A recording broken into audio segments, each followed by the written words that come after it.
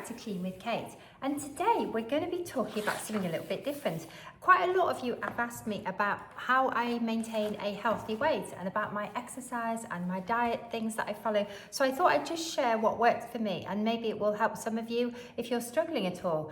I'm going to share what works for me, how I maintain a healthy weight, what doesn't work for me, and just a few tips and hacks that I've learned along the way, because I've been doing this for a long time.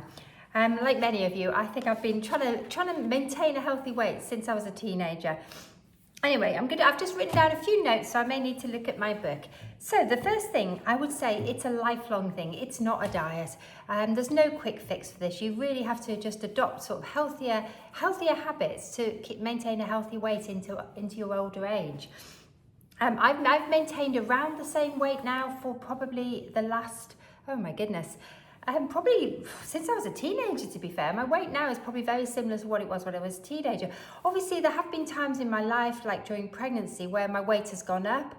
And when I had young children, probably my weight went up a little bit. But generally, it stayed within probably a stone of my sort of teenage weight. So I'm pretty much the same weight now that I was as a teenager, which I think is a win, because I was a quite healthy weight teenager. So the first thing is it is lifelong rather than a diet. But then if you haven't been doing this lifelong, it doesn't mean that you can't start to do it. I know people that only started to eat more healthily in their 60s after having been overweight, and they managed to lose weight and then to maintain that healthier weight. So, you don't have to have been doing it your entire life to be able to do it. And one of the things that I've found really helps me to maintain a healthy weight is daily exercise. And I don't mean going to a gym. I mean simple things that you can do around the house or around your local neighborhood. So walking more. So I have a daily walking habit. I walk every single day. Unless I'm really unwell or I've got an injury, I walk every day. Outside, in the fresh air, in green spaces. I love to walk in the countryside. So I have a daily walking habit, and I also try and build exercise into my sort of daily routine. So I do all my own housework, and I try and regard housework as one of my workouts, because by reframing it in that way, it really does help me to be more motivated to do the housework, but also to look upon it as part of my getting my daily steps and getting my workout. I'm up and down those stairs quite a lot.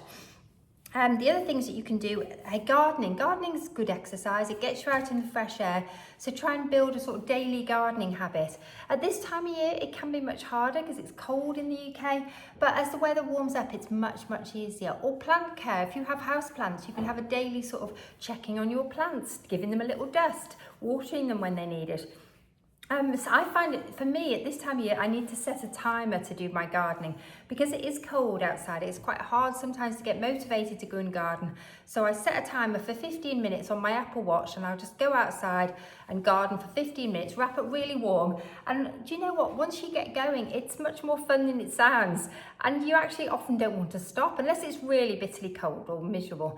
But when you come back inside and you take off your layers, it feels wonderful. The house feels cozy and warm, and you feel really good that you've done something. And just being outside in nature is really good, I think, for our mental health as well as our physical health. So what else? Oh, another thing that I found really helpful that I've done now for probably 20 years is I've worn a fitness tracker. I'm just going to pause there while I have a glass of water. The last 20 years, I've worn a fitness tracker. So I used to wear a pedometer on my belt. So quite often I would have to actually wear a belt, even with a skirt, because to hold the fitness tracker on. But nowadays we have these wonderful things.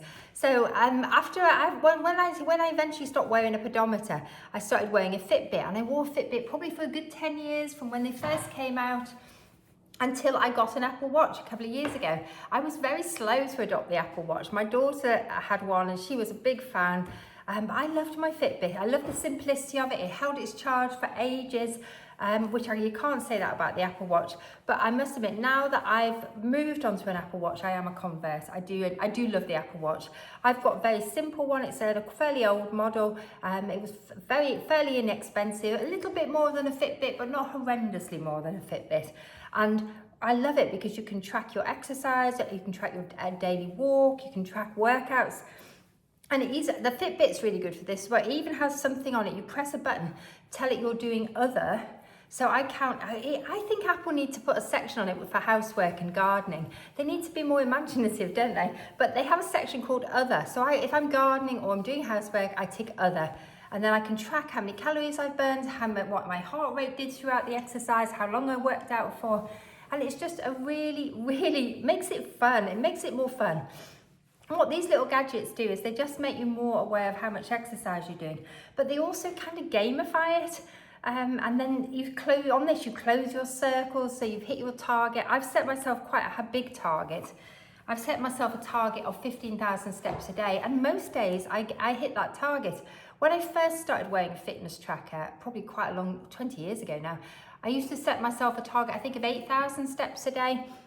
And then I built it up to 10,000, which is kind of what everybody sort of aims for. And then after that, I gradually increased it to 12,000. And then in more recent years, I've gone to 15,000. Just because for me, 15,000 feels right. In the summer, I quite often do 25,000 because the days are longer. I'm outside more, I'm gardening more. My lifestyle in summer is definitely more active. And to get to 15,000 steps a day, I do have to make quite a bit of effort with that. I have to walk each day. I have to do housework each day. For example, if I have a day where I'm sat on my laptop too much, I will not hit that target. So I have to make myself get up and move, and tracking the steps is really motivating. Just gonna take another pause. Whoops. So the secret when you start tracking your steps, if you've been quite sedentary, you may find initially when you start to track them, you're only doing 2,000 or 3,000 a day. If I didn't walk my dogs, if I didn't work out, if I didn't do my own housework and gardening, I don't do all my own gardening, I do have some help in the garden, but if I didn't do those activities, I would struggle to get to 15,000, most definitely. So I've had to actually build in things that mean I get to those steps. So if you start tracking your steps when you first start. And if you find it is around 2,000 to 3,000, which it is for a lot of people in the UK, it's surprising how sedentary we've all become.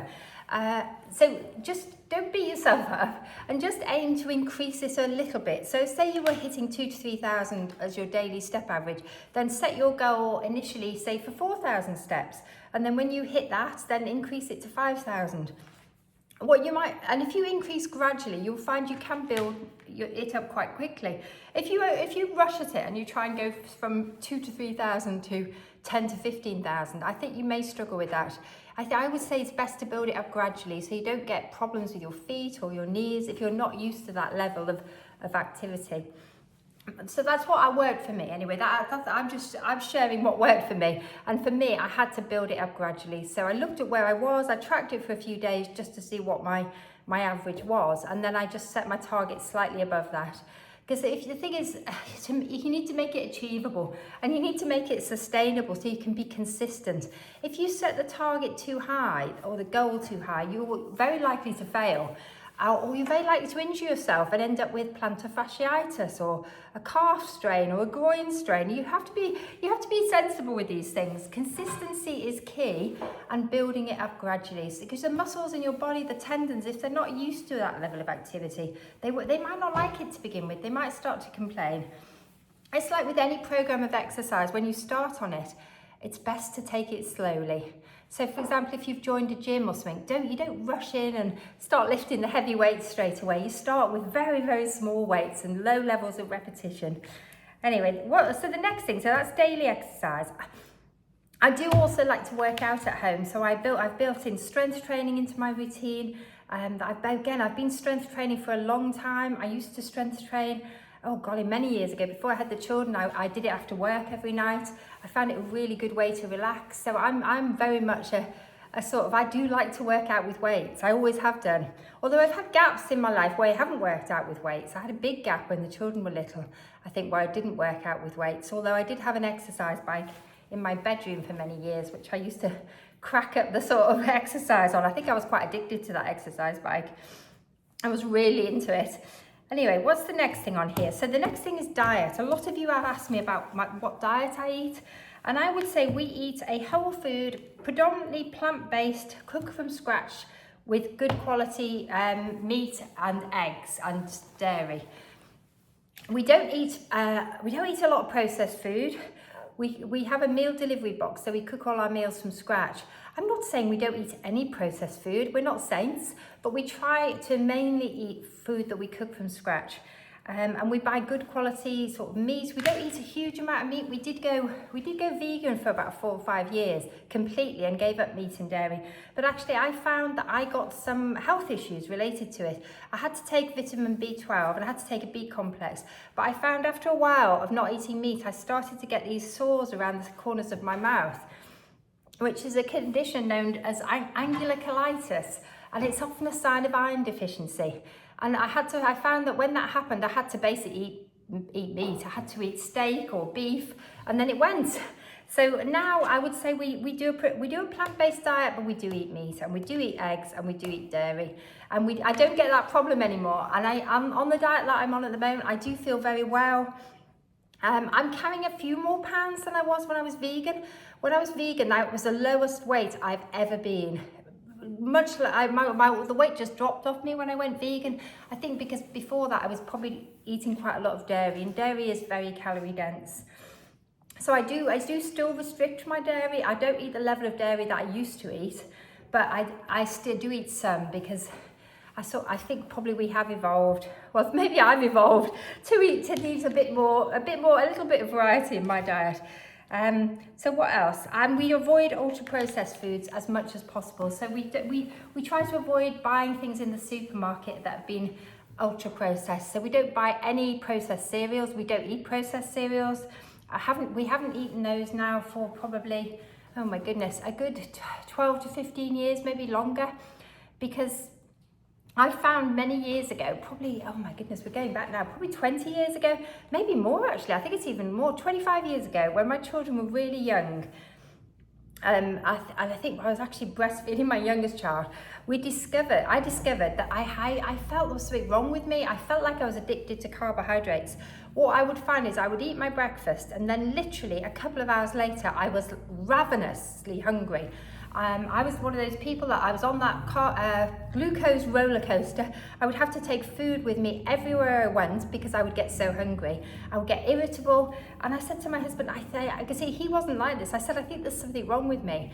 I think I react oddly when I eat anything with carbohydrates in. It's almost as if I release too much insulin and then my blood sugar goes too low and I feel faint, I feel ravenously hungry, I get hangry. And I said, I can't, I don't think I can carry on. It's really hard living like that. Constantly having to think about where you are and if you need to eat and being obsessed with eating. And he did think I had gone slightly mad at the time. So I researched it, which was much harder back in those days. The internet had only just started. And I found 2 books that I read at that time. I think I read The Atkins Diet, and I read a book called The Carbohydrate Addict's Diet, and I thought, oh my goodness, that's me. I am a carbohydrate addict. And that book changed my life. Thank goodness I found it, because otherwise would I have ended up as a diabetic? Quite possibly. My father was a diabetic. Two of my grandparents were diabetics, and I think I had low-level gestational diabetes during one of my pregnancies, so I probably would have ended up as a diabetic, which thank goodness I'm not. But in that book, they recommended that if you had this problem, this roller coaster, that you were on this constant roller coaster of being hungry, then eating and then being hungry again within a couple of hours, they said that was a carbohydrate effect. So this book was way ahead of its time. And I showed it to my husband, I showed it to a few people I knew, and they all thought I was bonkers. I did have a friend actually who also did the Atkins diet, which was a similar sort of thing. I struggled with Atkins. I found it was too strict and I felt quite ill on it. But I could do this carbohydrate addict's diet. And one of the hacks in the carbohydrate addict's diet was to have a savoury breakfast. And for me, that was life-changing. After I started not having a sort of cereal breakfast or a bread breakfast and going over to this high protein and high fat breakfast. So I actually started having a cooked breakfast every single day. And instead of having it sort of in early morning, I would have it sort of late morning, and then I would usually skip lunch. So in those days I was having a couple of eggs, bacon. I did eat bacon. And just lots of mushrooms and tomatoes and a big like traditional English cooked breakfast. And for many years, I ate that every single day. And it stopped me being on that horrible roller coaster of up and down with my blood sugars. And I just felt I could function. I was much more productive at work. It was literally life-changing for me. And that would keep me going then through until I had a meal then, usually in the evening. Occasionally I would have a lunch, but I would have a very light lunch. If I'd had the breakfast a bit earlier, I would have a light lunch. But if I'd had the breakfast late, I could usually skip lunch and go right through to dinner without any snacking. And for me, that was transformational. So I can highly recommend that. Drop the sweet breakfast. I occasionally will indulge. Say we've got family visiting and we decide to get some nice croissant or something like that. I will occasionally indulge, but then the consequence is that I will literally be ravenous within an hour or two. I'll be wanting, and then all day I'll be up and down on that roller coaster of wanting to eat. So for me, it's not actually worth the pleasure from the lovely sweet croissant is not worth the downside of feeling the way it makes me feel. I would much rather have a couple of poached eggs, an avocado, some mushrooms done in butter, maybe a small piece of sourdough toast. If I eat it with the other things, I can usually get away with a small piece of toast without it having that effect. Anyway, I just thought I'd share that for you because that has been life-changing for me. So what else have I got on here? Okay, the other thing that I've started doing, this is a more recent development. When I say recent, I've done it for about 4 to 5 years. I'm an intermittent faster. I started doing this when a friend told me that her husband was doing it and he was really impressed with the effects of it. So I've been intermittent fasting. I think I may have read it. After that, I researched it. I found lots of books about intermittent fasting. I think I read all the Michael Mosley books about fasting and I watched the TV programs. And there's loads of information in there. They were really helpful to me. And intermittent fasting has been another thing for me that has been life-changing. And I was kind of doing it before, to be fair. I had put my breakfast back, but now I'm also trying to pull my evening back. So I don't eat breakfast. I eat a sort of brunch at about 11, somewhere anywhere between 11:30 and 2 o'clock. It varies depending on how I'm feeling. And I don't usually eat until I feel hungry. Because I mainly work from home, I can pick and choose when I eat. So some days, if we've had a bit of a naughty day the day before, we've had alcohol, or we've had a big pudding in the evening, I say we're not saints, then I will find that I'm hungry the following day. And I think that is a glucose effect. It's almost like a rebound hunger from the overindulgence the night before. And so I may have to eat my brunch earlier. And occasionally, if that happens, I have to eat lunch. But most days, I can eat my brunch quite late because I'm not hungry at all. I find I really function really well in the mornings. I wake up fasted from the night before, and I can go usually till sometimes 1, 2 o'clock in the afternoon without feeling hungry or needing to eat. So occasionally, I've got all the way through and not eaten until the evening, but that's quite rare. Okay, so next, the thing that I'm doing at the moment, I'm just going to pause and have another glass of water. The other thing that I've done recently, more to help my sleep than anything, is I've started to fast after 8 o'clock in the evening. So that means that I have my evening meal and I might have some fruit or I might have a small pudding afterwards. But I'm trying really hard now not to eat anything after 8 o'clock at night. So that means the only thing I would have would be water. Or a black decaffeinated coffee. And the reason for that is I found that my sleep is massively improved if I don't eat late. If I have a meal late, and I try and get my dinner done around 6, 7 o'clock, but if I have my meal late or if I snack in the evenings, I don't sleep as well. I wake up during the night. Whereas if my stomach is not too full when I go to bed, I sleep so much better. I don't know if you find the same. Let me know in comments if you do. But I was reading online, I was researching sleep hygiene because I'm quite a light sleeper. And this was one of the things that came across in a lot of studies, that if you don't eat late, then your sleep quality is better. And I found that's really massively helpful for me. If I can move it back a little bit further, I will. But at the moment, I'm trying to do 8 o'clock. So no snacking after 8 o'clock.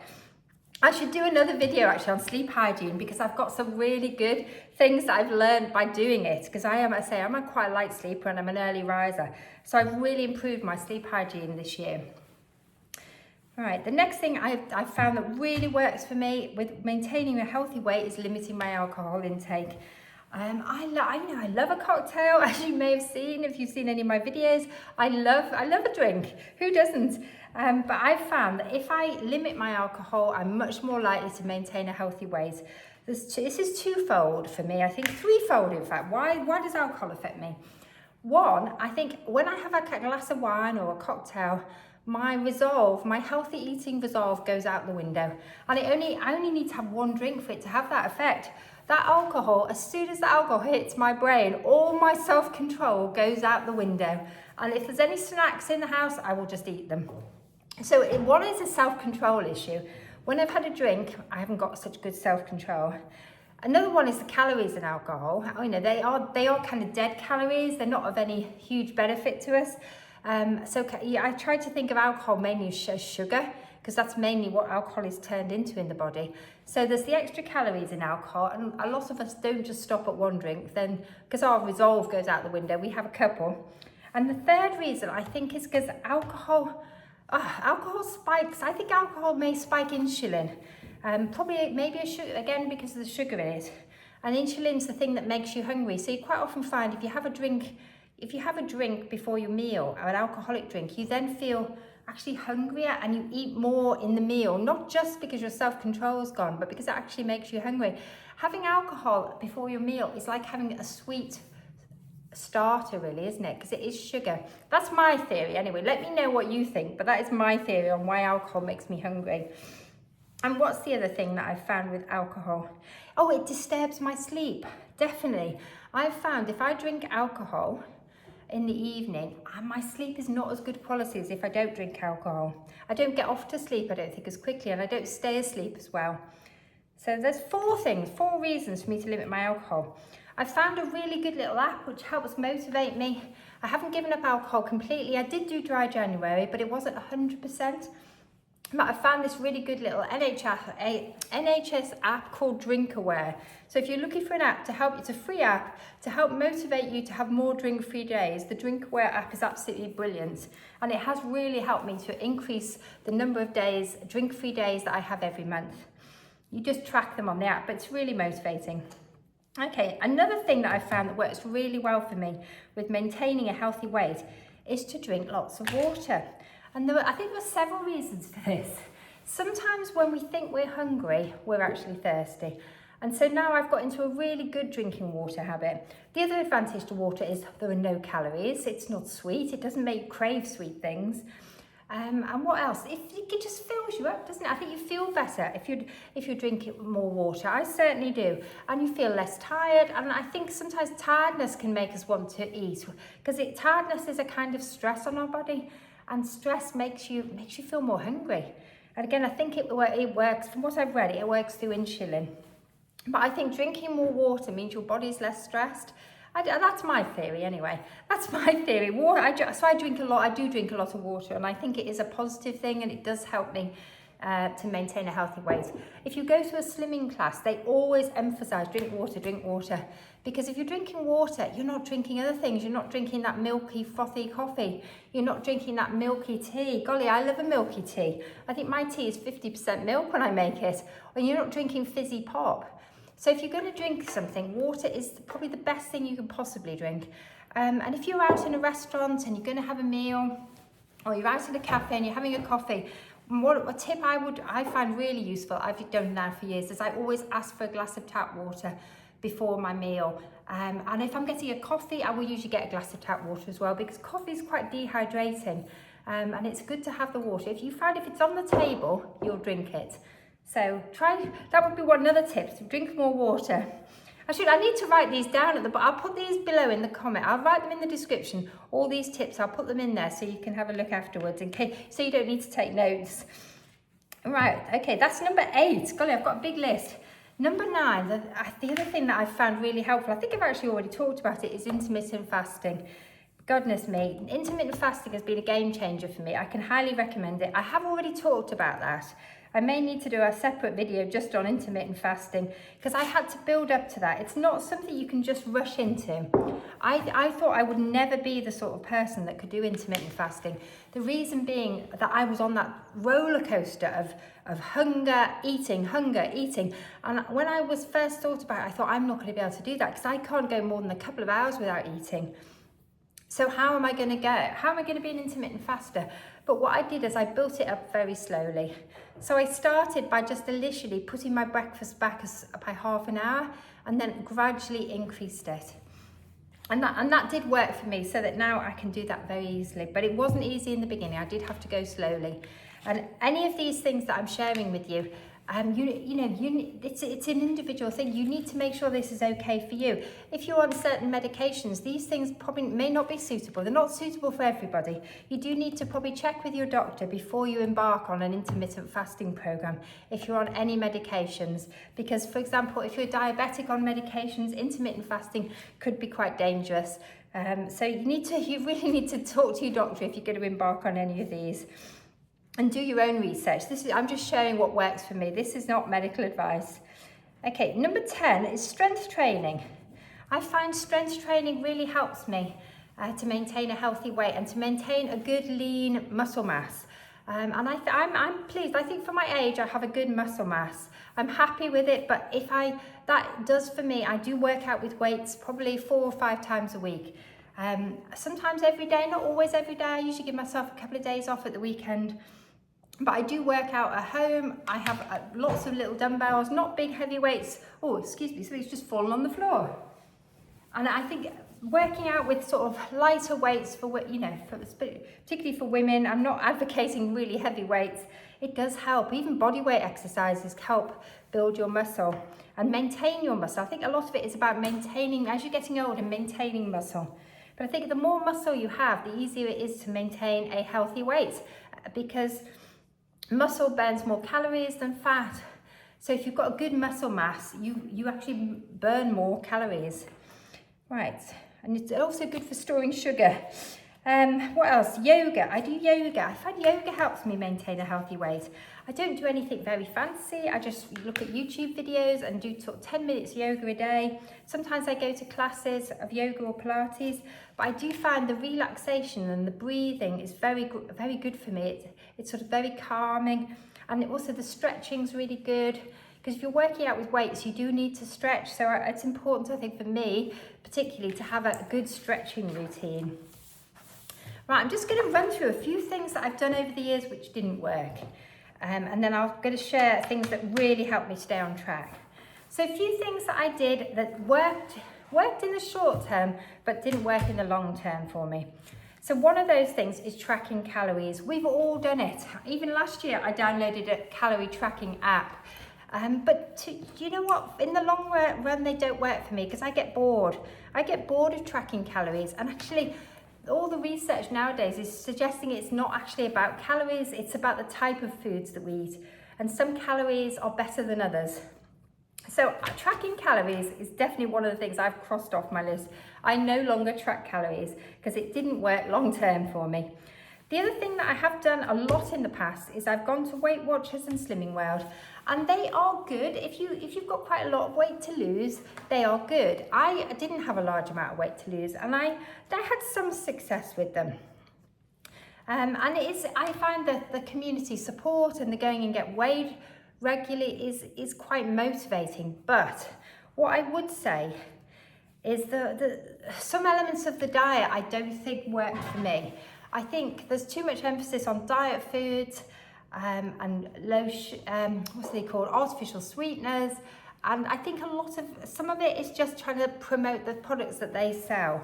So although I enjoyed the community support, that did not work long term for me, and I no longer do that. And the other thing that doesn't work for me is diet foods. For me, anything that says diet on the packet is a definite red flag to stay away from it. So I don't buy any diet foods, and I haven't done diet foods for a long time. The reason I stopped doing them is most of them are horrible. They taste foul. And they taste foul to me. I haven't really got a fizzy drink habit. So I didn't need to sort of wean myself off fizzy drinks by going on to diet fizzy drinks. But, you know, diet foods are pretty horrible, to be fair. Yeah, what more can I say? I'm not a fan of diet foods. So whole food, plant-based, good quality meats, eggs and dairy, that is where I'm at with my diet, and that's what works for me. The only time I've ever shed weight really, really fast has been on a plant-based diet, a predominantly plant-based diet, whole food plant-based diet. And that works really well for me, but I can't do 100% whole food plant-based. I do need to add in the good quality protein, meat, dairy and eggs, but I try to avoid processed meats. So actually I have given up my bacon. I very rarely eat bacon these days, just because there's lots of stuff come out about bacon not being so good for us. And I try to avoid sausages as well for the same reason. And I also, I feel sorry for the pigs. I don't tend to eat very much pork, to be fair. I think when we first moved to the countryside, because we were living on a small holding, we kept pigs. And I got really fond of the pigs, and I didn't like it when we sent the pigs to the abattoir. So since that time, I've gone off pork. I very rarely eat pork. If I was out and somebody was feeding me, and that was the only option, I would eat pork. But I choose not to buy it generally when I'm out and about. And occasionally might have a little bit of ham, or, but not very often.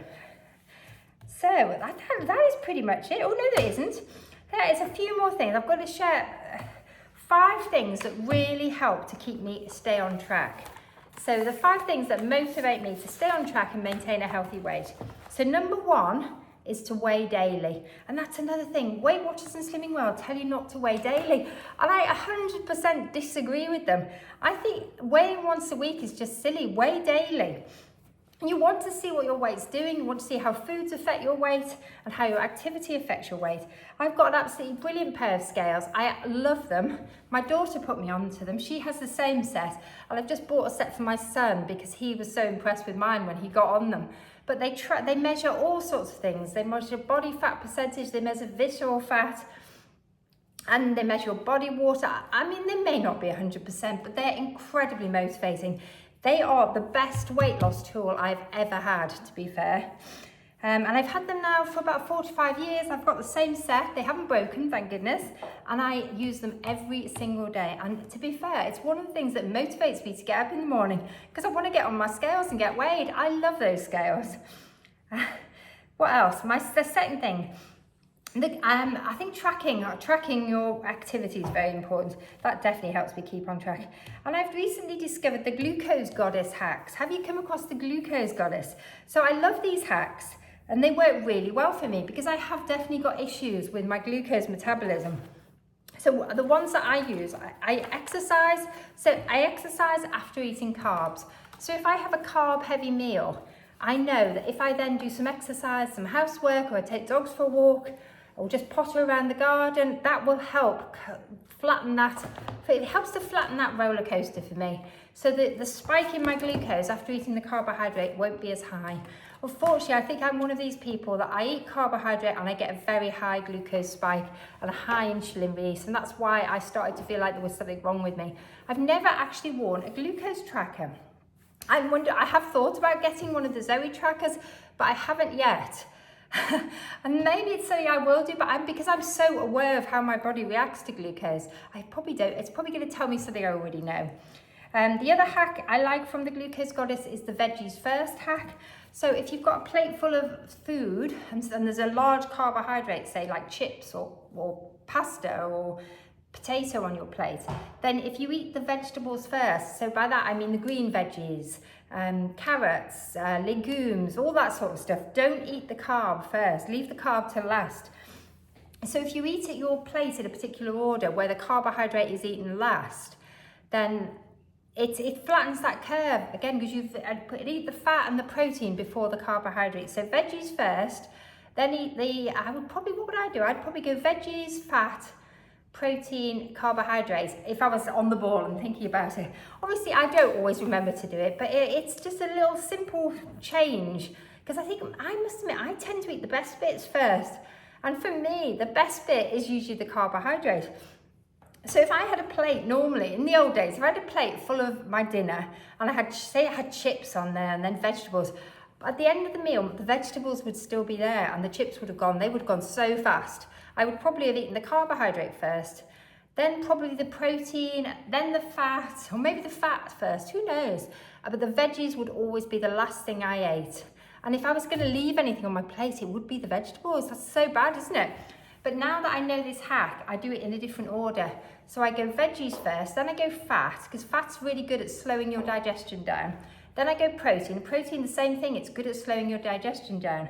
And I try to eat the carbohydrate bit, the fun bit last. So I love that little hack. Another hack that I've used a lot recently is the clothes on your carbs hack. So I'm a big fan of the Glucose Goddess. Check her out if you haven't come across her, she's great. So clothes on your carbs means if you're going to have some carbohydrates. Oh, there's another hack actually I must share. All right, don't let me forget, I've got another one. But the clothes on your carbs means if you're having something with carbohydrate, have some fat or some protein with it, or both. So for example, I was having some kiwi fruits last night because I had a hankering for something sweet and I wanted a pudding. So I actually had 3 kiwi fruits. It was quite naughty. I thought, oh, I'm not sure this is going to spike my blood glucose. So I had a big dollop of creme fraiche with it because I thought, well, that'll slow the absorption down. And actually it was really delicious. And I really enjoyed those kiwis. Definitely improved them having the creme fraiche with them. And that's another little hack she has, is she says, you know, you can have pudding, but if you have a pudding, have it with a big dollop of something like cream, or go for a walk afterwards. Do something to counteract to try and flatten your glucose spike, because it's the big spikes in glucose that often cause the problems. That's what the research is showing at the moment. Anyway, big spikes in your glucose cause big spikes in insulin in some people. And that's what an insulin's the thing that makes you hungry. So you end up on this, like I did, this constant roller coaster of eating and then being hungry. So that works really well for me. What else works for me? Do you know, I can't read my own writing. I was thinking, what have I written there? This is a really important thing. You need to forgive yourself. So when you have a bad day, because we all have them, we're none of us are saints. So if you have a bad day and you think, oh my goodness, I ate so much junk, that was really bad, then I think what I've learned to do is forgive myself and start again. Jump back on. Forgive yourself when you have an off day and just get straight back on it. Because, you know, we're all going to have off days. We are human. Nobody is perfect. So we will all have little off days, but just the main thing is consistency. It's what you do on a daily basis, day in, day out. So if you try and get it right 90% of the time, then that's probably going to be good. And the other thing is no food is forbidden. When I was doing Slimming World, there was a lot of foods that were forbidden, and I found that just made me crave them more. The same when I did a vegan diet, actually, I started to crave cheese and I actually got to the point where I was craving beef. I said to my husband, you're just going to have to do roast beef for me. I'm obsessed with beef. I've got to eat beef. And I actually went where I wanted to eat beef every weekend. And maybe it was because my body was saying, you're not getting enough iron, you need to eat meat. But I think if a food is forbidden, I don't crave beef at the moment because it's not forbidden. But if a food is forbidden, I think you just start to crave it. That's my experience anyway. So I take the approach of, for my diet, no food is forbidden. And also, what else do I do? Working out at home. Working out at home, I love working out at home.